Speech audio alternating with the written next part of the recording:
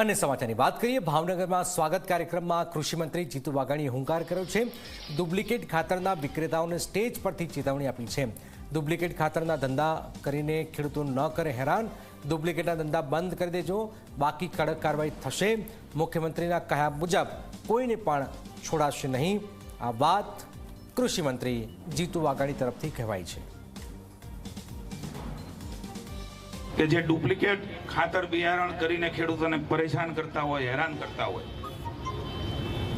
જે ઝેર આપતા હોય, પ્રતિબંધિત દવાઓનું વેચાણ થતું હોય, એ સામાન્ય માણસ છે, એમનું જીવન અનેક રોગોનો ભોગ બનતું હોય, મોતને ભેટતા હોય। માનનીય નરેન્દ્રભાઈએ આ વિષય એમના નેતૃત્વમાં લીધો છે પ્રાકૃતિક ખેતીનો।